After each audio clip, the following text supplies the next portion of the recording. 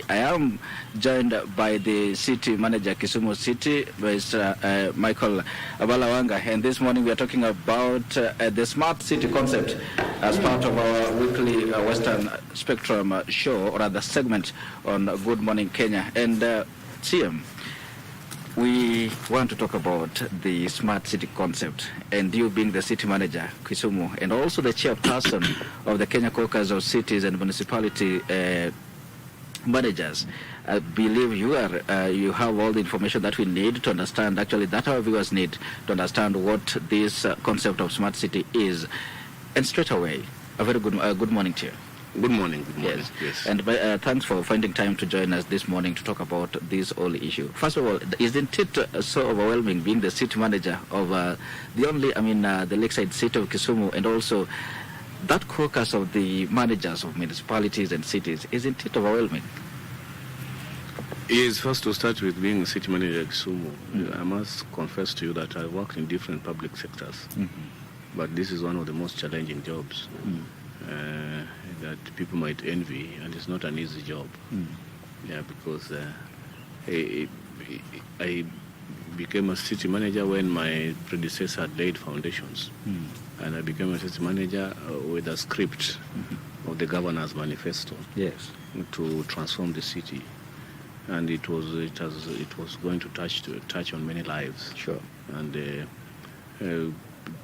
touch on different kinds of people who interact in the city differently. So it is a job of that, is not a serious, let me use the language, it's not a lovey-dovey affair. All right. It's not it is an unpopulist job. So you can't be a populist. If you become popular and people like you, then there's nothing you are doing. That means you are not doing the right thing. So we came in with a lot of issues, and then also being a chair of cities and municipal caucus also is a challenging job. We have a lot of issues. We have over 170 urban centers that have a lot of human resource management, and when I say administration, there's a lot of autonomy, semi-autonomy issues for municipal management and the boards, human resource issues. At what category? How are you appointed? How do you leave office? You can be appointed today. You see my friend in Eldoret, city manager there who had known for long, Tito, was handed out of the office the other day, unceremoniously. So those are the fun challenges my colleagues face. Today you meet him today, you chat, you discuss, they come for benchmarking. After 2 weeks, they are out of that office. And you have to start all over again. Yeah, so it's a security of tenure. So it is a job that you serve at the whims of somebody. All right. Yeah. Now on to our subject this morning, the smart city concept. And Kisumu, they call it here the Europe of Kenya. Basically, what do you understand with the smart city concept, so that we can be at par with our viewers this morning? A smart city concept is basically a city with a threshold to meet a lot of urban problems. So I use the word urban resilience. Is a city resilient enough to meet the challenges, meet and mitigate the challenges it faces? For example, Kisumu, we are approaching rains now. And our 4 wards within the city that floods. And Kapuote and Ribanyamasaria banking. So is this city strong enough to face the challenges of flooding or rising water levels along the waterfront? Or is this city strong enough to face the disastrous challenges like fire? If today where we are sitting there's fire, how quick would you respond and to salvage properties and lives? So the smart city concept is, are you able to resist insecurity issues? And I'd like to address it strongly with insecurity, because are our CCTV and street lighting and cameras AI enough, artificial intelligence enough, to identify you with your specs. If you maga balawanga today in a hood, you hooded and with the goggles, but is that camera in the streets able to identify you and track you down to wherever you're going? So that's the smart city conference is purely the modern, it's the future forecasting, future simulation of how a city should have the resilience in terms of technology to face the challenges. Are we able to monitor the fire? Are we able to monitor floods? Are we able to monitor diseases? Are we able to monitor populations with the markets? Are we able to? Am I able to sit in my office and see you throwing a lot of garbage out of your vehicle wherever I'm seated? Yes. Are we able to stop these kanjo-like things and do things that are datanized, and with data, proper data, and digitized properly, so that you don't see those askaris walking around? Yeah, because automatically people need to be responsible. There's street lights, there's cameras, and there's the ones that show you when to go or not to go, without having policemen harassing people everywhere. Yeah. You have that concept. Yeah. And before we delve deeper into each of those points that you mentioned, because the points you've mentioned cut across a infrastructure.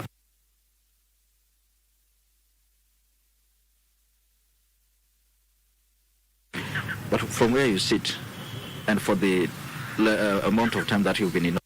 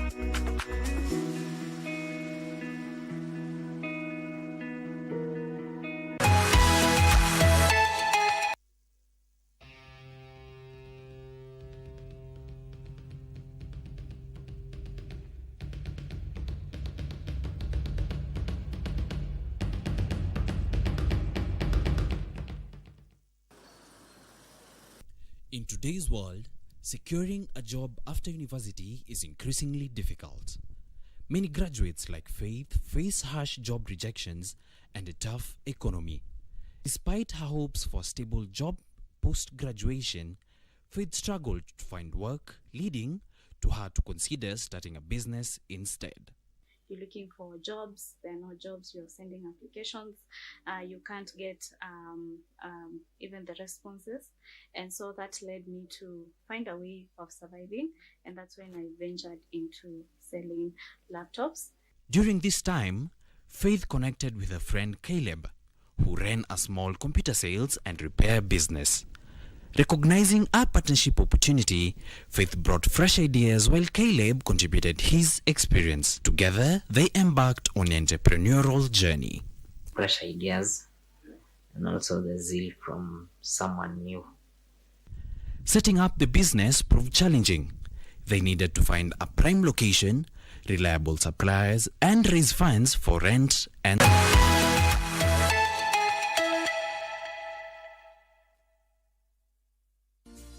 e-mobility. Any walkways. Sure. for people to walk. And you see, even if you see the livability, you see people coming to be within the CBD area to stay there. Like if Makasembo is finished, Anderson is finished, and Lumumba, you see an influx of over 10,000 people around that area. They can walk to work. Sure. Yeah, they don't need to either drive or take border. And then you see Kibos is not far. Somebody can still use motorbike. But our plan that the IDT is to go through the rapid bus system. Rapid bus system that should combine Kisumu in terms of metropolis from Maseno to Ahero. The bus should run from Maseno to Ahero, or initially it will start from Kisian to Rabur. Then you come from Kiboswa to Dunga, with the interchange in between. So the interchange of buses in between should be the current bus park, where we need to put a subway.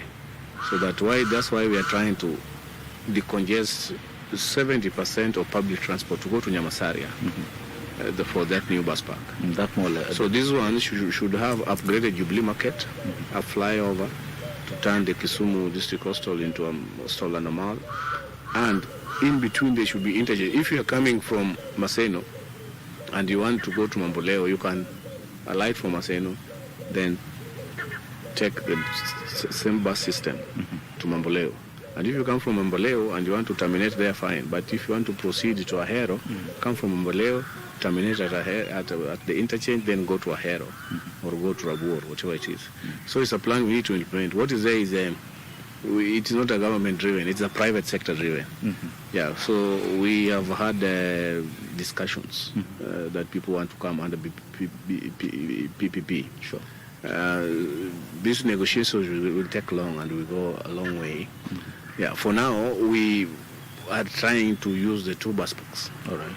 Molem has been a problem. We try to open it to decongest the central one. But you see people go to court, there are a lot of cartels, Matatu cartels, those people, circles, quarreling. So they went to court. There's a court order. We have been trying to settle them to mediate. Meanwhile, as we mediate, there's lack of security, they vandalize things, they steal things, they vandalize properties there. But so far, so good, we have mediation almost over. And you see all these people parking around Aga Khan areas, those are illegal parking. Yeah. Anytime you see, I try to push them back to the bus park, but the cartels can't allow it because you take a route, you deviate and go to the rail side and take a route. Once you take that route, you start parking vehicles there. So you get money per passenger and you get money per vehicle. So you become a lord there and the gang leader there, the cartel leader. So dismantling that, when we remove them, it is not the people demonstrating, not passengers. Sure. But it is the gang leader fueling the demonstration. The operators. Yeah. How are you navigating this? Because cartelism and generally the operators, it's very convenient for them to operate within the city center. But again, for the sake of order within the city, how are you going to navigate this to ensure that those plans that you have in terms of bringing sanity and order to the city are implemented? We just have to. We have tried public participation with these characters. They will manipulate you into what they want. Those cartels are very strong people. So what it is, let me tell you, even the people who are supposed to help you enforce the law owns those matatu. Okay. You find traffic policemen owns those matatu. My staff, our staff at the county government owns those matatu. And somebody runs them for. So if it's a sector when you are going to, you are running into a secular economy controlled by different people, even people you are supposed to help you to deal with them. Are you basically saying you're giving up in this? No, we're not giving up, but we are redesigning a mode and a method to do it now, because all those methods we have tried to fail. So we have at least reorganized ourselves so that now this time, when we deal it, we want to deal with it simultaneously. But the moment you see us opening a Masaria, then there will be a lot of restrictions. If you can't find a space here, go to Nyamasaria, and don't park outside the bus park in the central business. Yeah.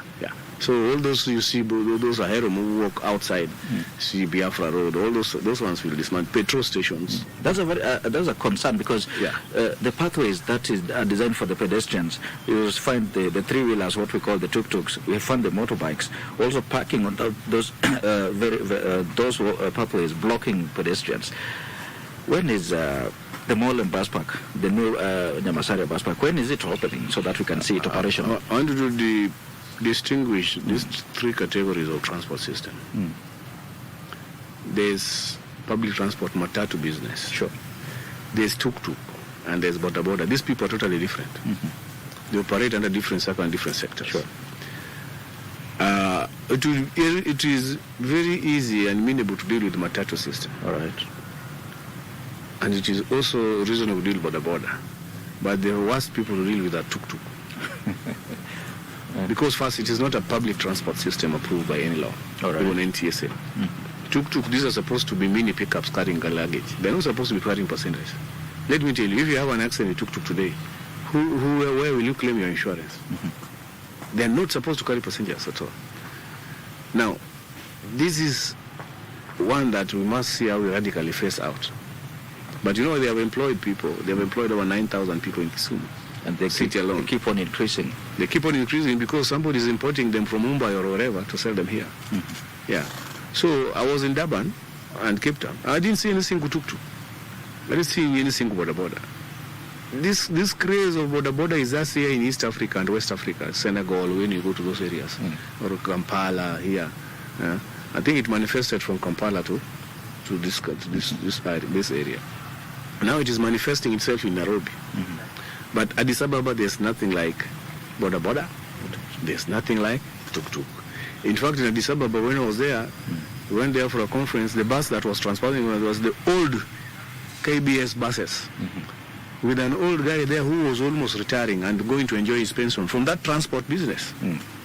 So, even here, I don't know why we should not transform tuk-tuk into city bus, because mostly they do city services.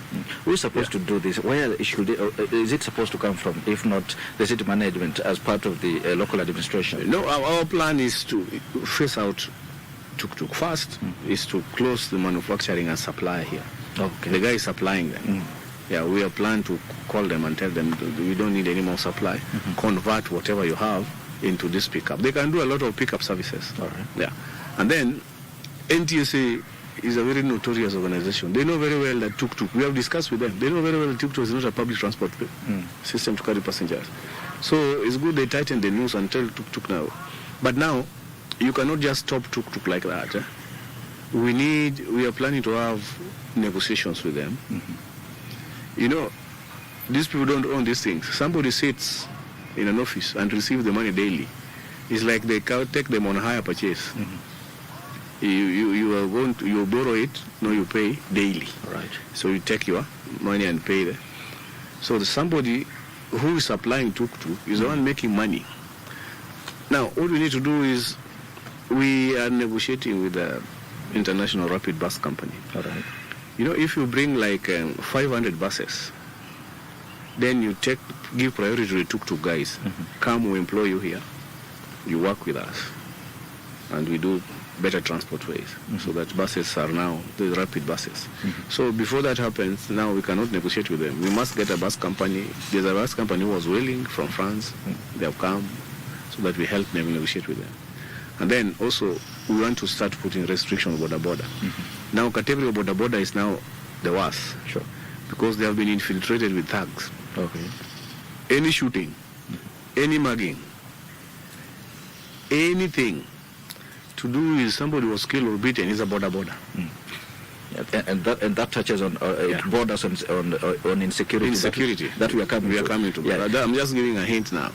But okay, boda is easy. They penetrate the estates and remote areas where people go. It's convenient for people. But it is not a convenient transport system for CBDs. Yeah, it is what I saw in Durban as a city. They are shuttles. They have shuttles, they have taxis, which are very cheap, and also they have. There's not even public transport banging the vehicle for what? See. So let me ask you, those people in South Africa, see, they are just the people like us. Sure. Yes, we can provide job opportunities like this ones also. Yeah, why is there not? It is an African country. Why is there no border there? And there's a lot of border here. It borders on policies, Yes. and the effectiveness on how those policies are implemented. Yes, because the law there is serious. So here also, Kisumu should be the example city where we get rid of border and tuk-tuk. I'm not saying get rid, we transform them into another transport system. Okay. So for e-mobility and smart city, if we don't attain that status of having a comfortable, secure transport system, then it will take us a long way to be under the smart city concept. Yeah. You seem to be benchmarking a lot. You've mentioned quite a number of cities that you've benchmarked with.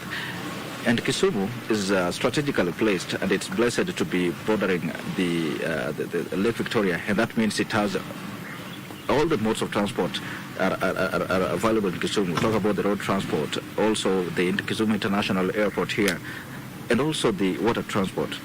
We've seen the governor has been mentioning a lot about the construction of non-motorable way along the lake as part of lifting the lakefront development.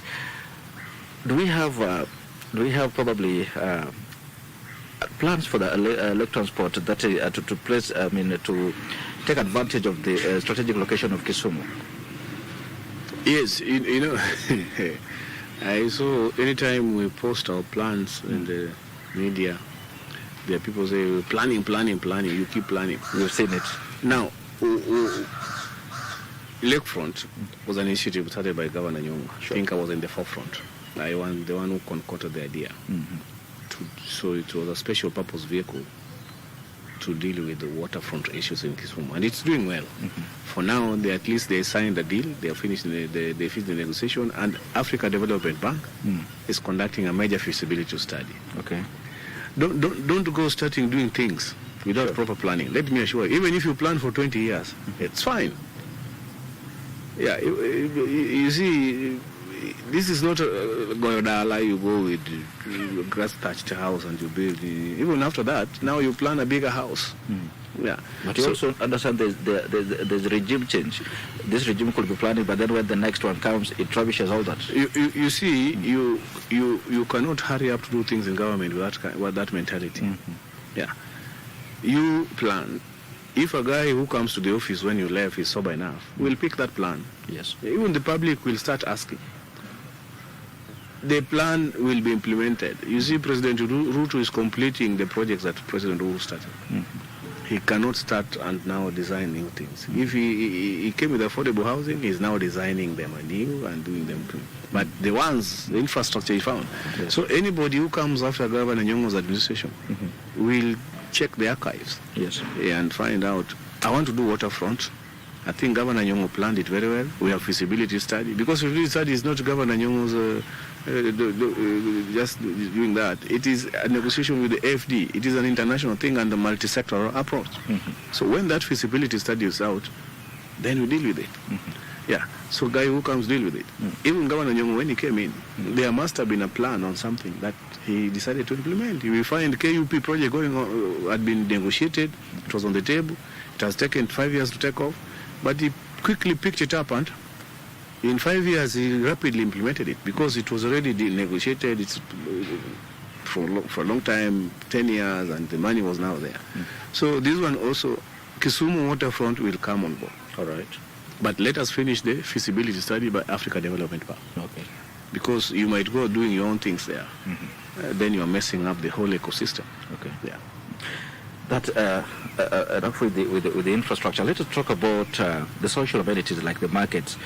A number of times we've seen that the traders, the hawkers in town, being told to go hawk their wares or sell their wares at identified market areas. We've got Jubilee Market within the town. We've got Uhuru Business Complex on the other side.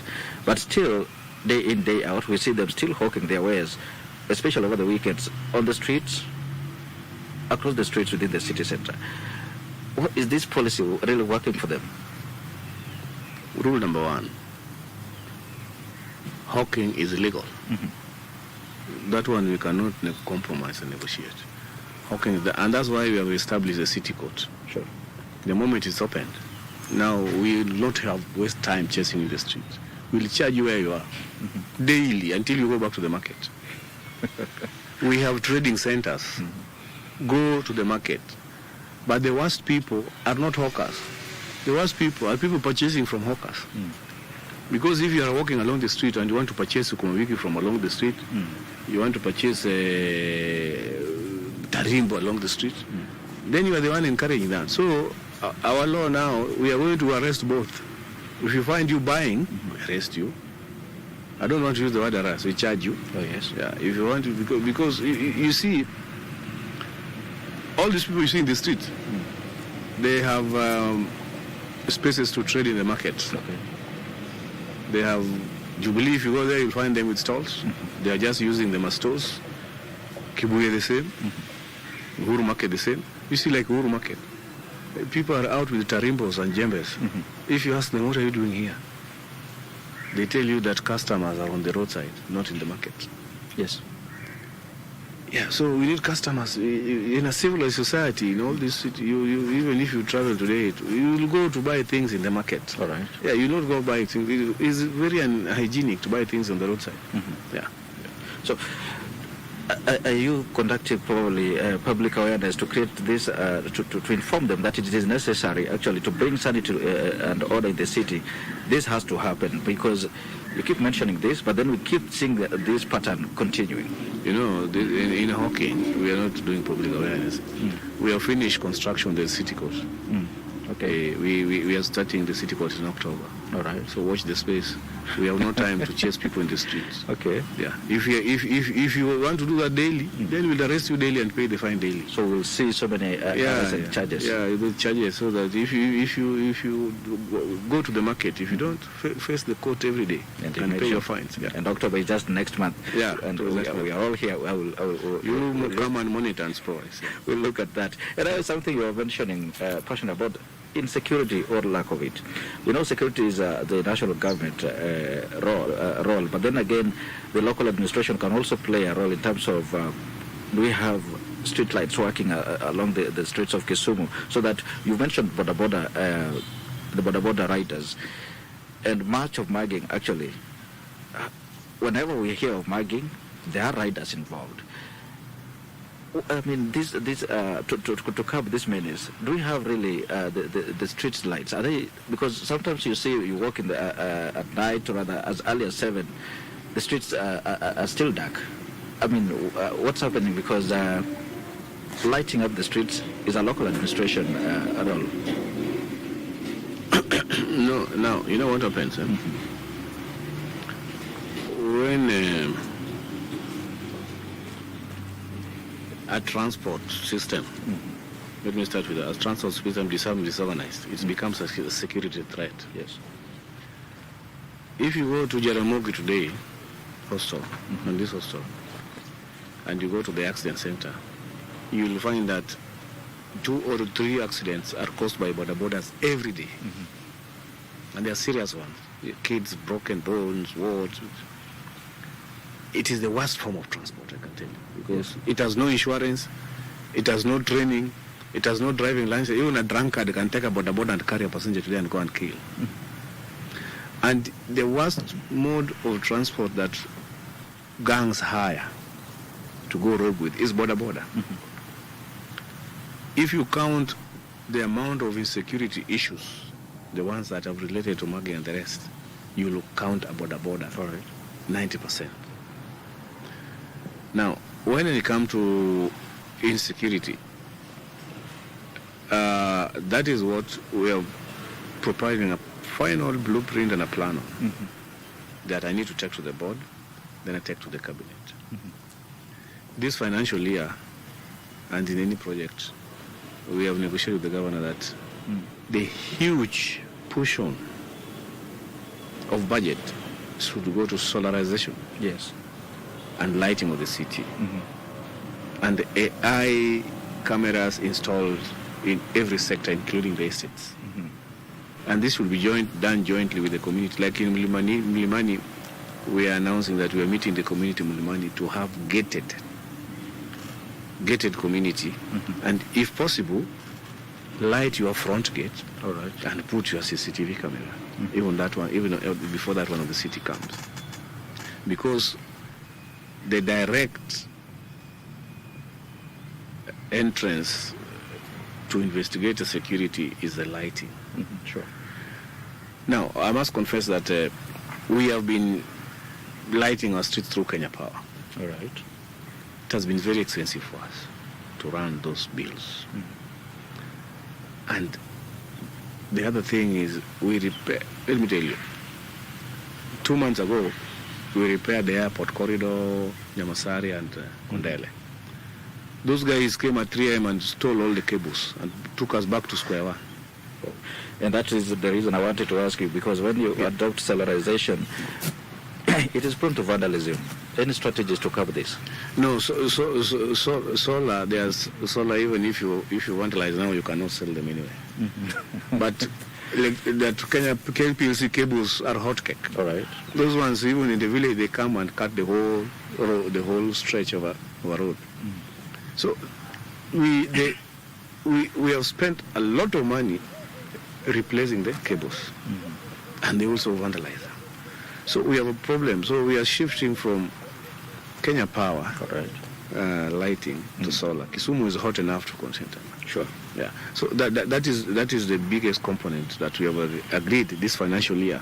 Yeah, we want to go estate by estate, street by street. Eldoret has done it very well. Okay. Through PPP, somebody is producing solar power very well and powering the city. If you go to Eldoret today, Eldoret is lighting better than Kisumu. Can't cheat you. It's true. So Kisumu we are clean, but that's portion of the city's street lighting is not good enough. But we are transiting, and then we have estimated we need a lot of floodlights. Right. Yeah, those floodlights in the estates, the ones we have been installing. Sometimes they work, sometimes they vandalize, and then even in all market areas. Yeah. Okay. Now you was talking about solarization and also, but is it happening just within the city center? Because we saw Kisumu is a city. What is the scope of Kisumu being as a city?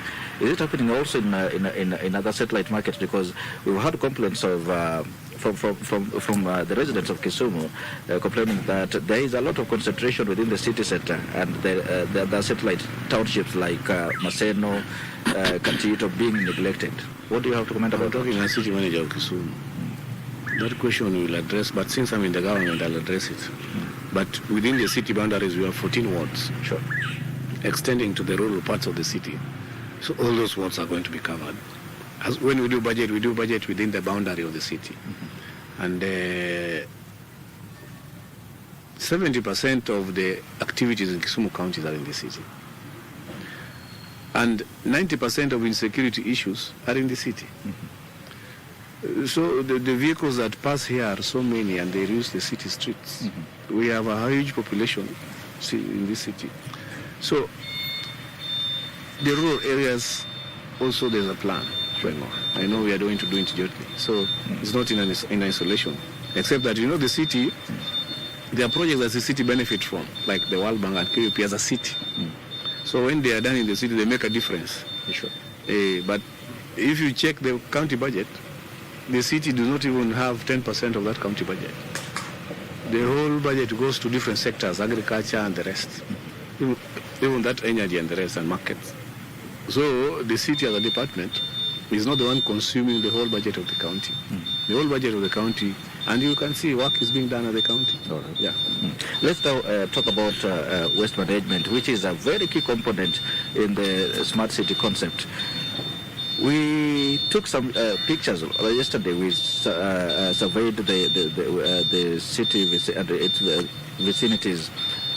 We took note that even just behind the bus park, there is a heap of garbage. What is the management doing about waste management within the city? At the bus park, we have a problem because we started a material recovery center there. It has become a dumping site. because they need to take waste there to isolate. So we are going to relocate it. All right. Yeah, it's not serving any purpose there, because it is creating attraction of more waste. Sure. And then the other thing, when we decommissioned Kachok and we opened up Kasese.